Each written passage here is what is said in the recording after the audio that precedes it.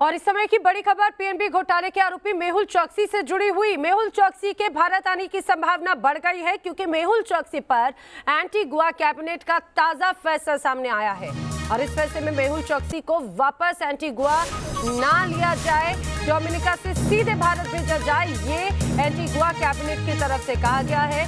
Dominica court में चौकसी की जमानत याचिका पहले ही खारिज की जा चुकी है। अब माना जा रहा है कि 1 जुलाई को प्रत्यर्पण मामले की सुनवाई हो सकती है।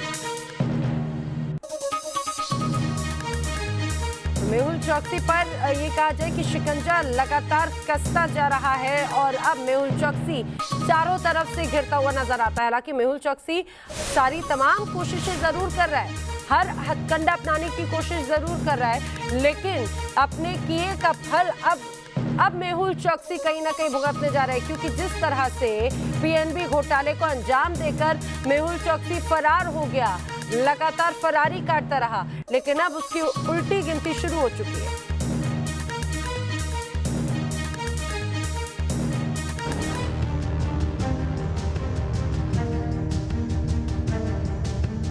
भारत के भगोड़े चौकसी को करारा झटका।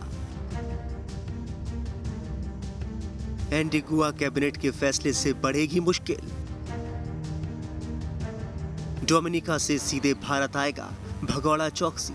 भारत के भगोड़े चौकसी के दिन लदते हुए नजर आ रहे हैं। 14,000 करोड़ का घोटाला करने वाले मेहुल चौकसी ने जिस एंटीगुआ में भारी भरकम इन्वेस्टमेंट करके नागरिकता ली थी, उसी एंटीगुआ ने अपने एक फैसले से उसकी सारी उम्मीदों को चकनाचूर कर दिया है।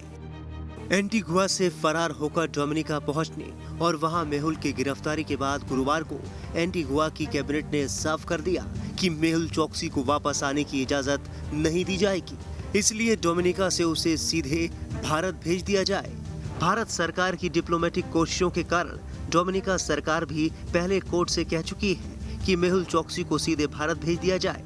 हालांकि चौकसी के वकील लगातार ये बताने की कोशिश कर रहे हैं कि डोमिनिका में मेहुल चौकसी को गलत तरीके से गिरफ्तार किया गया है।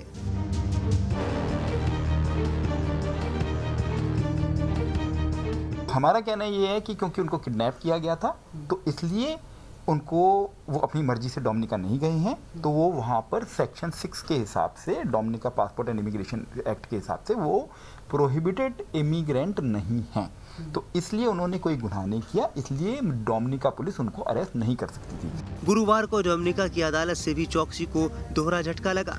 अदालत ने चौकसी की जमानत याचिका तो खारिज कर ही दी है, खुद को निर्दोष बताने वाली उसकी अर्जी भी खारिज कर दी। अब 1 जुलाई को उसके प्रत्यर्पण के मामले पर सुनवाई हो सकती है। साफ है कि भारत के भगोड़े पर शिकंजा कसता जा रहा है। भारत सरकार की ओर से प्रधानमंत्री नरेंद्र मोदी पहले कई बार कह चुके हैं कि उनकी सरकार जनता को लूटने वालों को जेल पहुंचाकर रहेगी। हमारा संकल्प है जनता को लूटने वालों को उनकी सही जगह पहुंचाने का, और इस पर भी